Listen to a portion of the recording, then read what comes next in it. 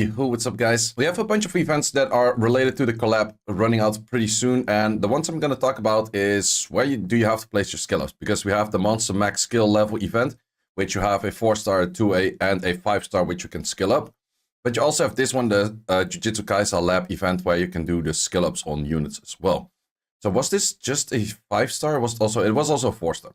So the 4-star, I would say, use it on anything that you think you might use. There's not really a much better or much worse between those, I think. Probably I would recommend you to go for one of the LDs, so either the Dark Nobara or this guy or the Light Yuji. I think that those might be getting interesting at some point, but they're all not that great at the moment. I might actually decide to switch this to go for Light Itadori, because I think the Light Itadori might be more interesting than this one. However, this one was already slightly buffed, so let's see. I'm not 100% sure about that one yet. But then we have this one, the 5-star. Might you ask, okay, which one is good right now after the balance patch, and which one should I therefore use? Well, the thing is, none of them are really that good. So what you should be looking at then is, what is your most optimized version of getting Devilmons or getting the skill ups in general? So you have units with different amount of skill ups that they need, or different amount of levels of skill ups that they need. So for that reason, a few of them do fall away. Let's check it from this perspective. It's a little bit easier. With the Itadoris, you do have the Wind Itadori, and therefore it's easy to skill up. If we go for the Megumis, you have the Water Megumi, and therefore it's easy to skill up. So both of those I would not really recommend to go for. Nobara, same thing. You have the Fire one, so therefore relatively easy to skill up. So what does that mean? Gojo is, I would say, the family to go for, because you can skill them up with 4-stars, so you have highest worth of all of your skill ups in that event. Then the question might be, which of the Gojos should you pick? Well, if you have Light or Dark, you probably already did Light or Dark, and you're just going to keep it at Light or Dark. I would kind of recommend that. Then for the other three, there's two that have a passive, the Water and the Fire one, and one that has a skill itself. But to count like all of the skill ups and everything like that could be a little bit annoying, so I tend to use Swarfarm for that. And on Swarfarm, you can simply see like, okay, 10 skill ups for the Sukuna, Water Gojo's 10, for the Gojo's 9, Wind Gojo's 12, and Light and Dark are 12 and 11 respectively. So, in fact, the best one to do is the Wind Gojo. Is the Wind Gojo good at the moment? No. Is he good after the balance patch? Probably also not.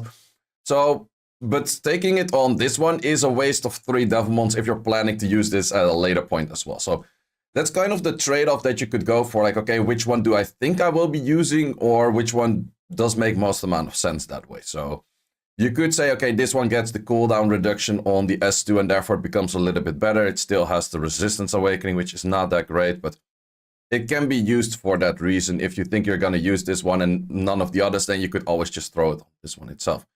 Sukuna is also not a bad option. Let's say I'm one of those people that doesn't have the Wind Gojo. I have everything for the normal elements except the Wind Gojo. So for me, that is not going to be the case.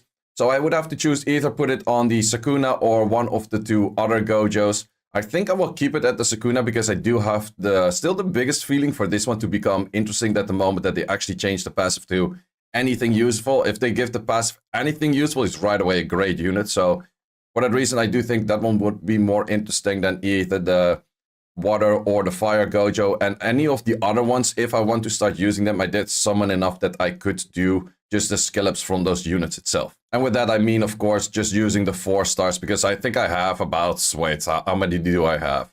I think I already used a few of them. Oh, wait, it's not this one. It is this one over here. Yeah, 42 over here, 26 over there, and 37 over there. I can skill up a few of those units. People are asking, it's like, how do you get so many LD5s? Well, you summon a lot. That's how you get a lot of LD5s. Simple as that. But then we also have the other event. And the other event, you have the 4-star, a 2A, and a 5-star. I would recommend for the 5-star to check with Swarfarm as well. Just make a list of units that you could potentially do. Then go to Swarfarm and check, like, okay, how many skill ups do they need? Because there's a bunch of units. I'm pretty sure if we were to check some math, I think it's one of the highest out there. Yeah, some math needs 15. I think there's a whole bunch of units that need like about 14, but 15 is one of the highest. It's mainly the cooldown reduction in this. Like, why does it just lower this by base and then remove 2? Like, bro, it is not needed to have 15 on those. Like, absolutely not needed. But come to those reasons, they are like, yep, that makes a lot of sense too. So yeah, just simply make your list and then go through which one would make most sense, which you're also planning to use and those kind of things. So for 4 stars, I would recommend to take any of the families of a recent 4-star, because let's say I would go for Kinky, I probably already have a lot of like Kakis out there and those kind of things. I can easily skill this one up. However, maybe for the cyborgs, because they're a lot more recent, or maybe for a 4-star on the current collab or the previous units that are pretty recently released, it is best to do the 4 stars on those, because you probably don't have that many 4 stars on these. And then which one might be interesting, it's kind of hard to say. It's kind of thinking about, okay, which one do you probably like to use? You could also go for another Vitra. It's good for defense. If you have a second Vitra, then you can maybe throw some at these. But then again, Vitra is also slightly nerfed. You could also do it for the Wind Asura, which might be getting interesting after the buff. I'm not entirely sure it's going to be defense meta, but it might be an interesting unit that you're like, okay, I don't have that many Asuras. Maybe I just put it on the Wind Vitra. So now we have the 2A. So in the 2A, I actually did it on this one because I used it for a video earlier. Once again, you can check like, okay, are there units that need 6 skill ups rather than 4 skill ups? There's a lot of units, especially the ones with a passive, that just need a 4. But try to look at a unit that you normally already use and you don't really have skilled up. That could be something like a Zinc if you want to use it in SF Abyss Heart, or a Bernard if you use it in Siege, or Rook if you use it somewhere but you haven't skilled it up. Those are the units that I would recommend to place in here. Just anything that you probably will be using. Then for the 5-star, make that list and then check, okay, which units has the most amount of skill ups. If you already have most of the units that you want skilled up, if you're trying to look for a dupe, dupes that are very useful in general are the Adriana, Feng Yang, Leo, those kind of things. Feng Yang and Leo, I think, have pretty low skill ups. Feng Yang maybe a little bit more. Leo is definitely pretty low. Adriana is very good at the moment. Hey Gang is kind of low on skill ups as well, but is a pretty decent dupe. It's mainly like, if you get dupes, it's siege dupes, right? So you could feed in like a siege dupe, or you could put in a siege dupe over here. For me, I went for Bloodja because I wanted to test it in a few different positions and I used it for a video or something like that. So that's where I placed mine. For the 4-star, I think I will just simply go for either a Cyborg or one of the JJK units. Probably will end up with one of the JJK units. However, do keep in mind you only have about a day left to choose that. You do also still have the collab shop. And if you haven't done that yet, you can check it out, a different video for mine. But you can get a whole bunch of energy from it, or, well, no, wait, in this one you don't have an energy buy. You do have the buy on these things. Oh, wait, you do have a buy on energy. But in the end, you want to go for unknown scrolls. I have a different video on that, like why you want to buy unknown scrolls, but you use unknown scrolls, you make 6 stars.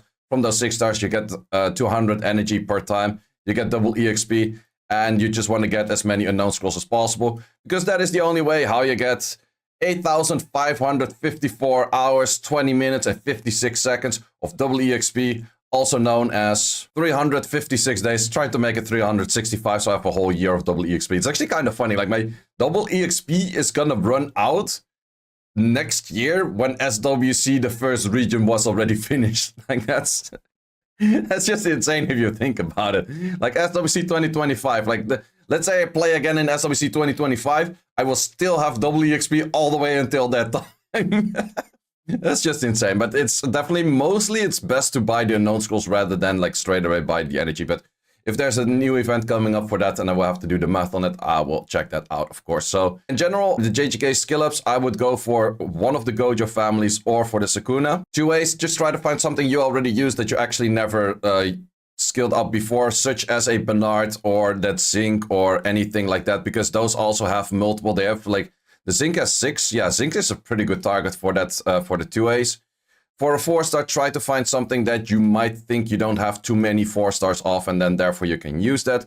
For the 5 stars, could literally be anything, but try to look into units that have a lot of skill ups. Don't throw it at something that has just like a 10 skill ups like this, and Nana's 10 skill ups. Try to find a unit. I'm not sure how many you have. Is that a lot more? Just have... No, this is about like what, 11, 12? Also not that much, but yeah, a thing like a Samath, if you haven't scaled that up, Samath is a lot. That's just try to find, there's a whole bunch of units with like 13, 14. So if you simply make a list of which units you might skill up, go to Swarfarm, go through that list, just simply check like, okay, where do I want to skill up? And don't waste it on something that's, oh, this one is also like, for some reason I feel like, it has just a few skills, so probably not that many skill ups. And then you look at this, it's like, why does the cooldown go that many times down and all of that kind of good stuff? Yeah, sure. But yeah, if you're just looking at simply making dupes, if you already have most of the units skilled up that you would like to have skilled up, dupe-wise, I would say this is probably the best dupe you can make out there right now. Sonya is not a bad dupe as well, but I think Sonya's pretty low on the... Yeah, Sonya's... No, don't do Sonya. This is absolutely a waste. And I think for Feng Yang is also not that many. No, Feng Yang is not that many. Leo's also... It is an option, but it's also one of those targets that doesn't have too many... No, Leo legit has 9. That's not one you want to hit those things on. So try to find something with a lot of skill ups. That's always the best way to go. So guys, thanks a lot for watching. Short video this time. I'm not going to be doing the Arena Rush live today because I have a bunch of friends over for drinking, but I will do the Arena Rush kind of on the side while drinking, record that, and then make the video of that. So if you still want to see the Arena Rush, I do have something funny in mind for the Arena Rush tonight, which is related to the balance patch, but the balance patch didn't happen yet, but it's kind of like a preparation for that. So if you want to check that out, check out the video of tomorrow, guys. Thanks a lot for watching, and see you in the next one.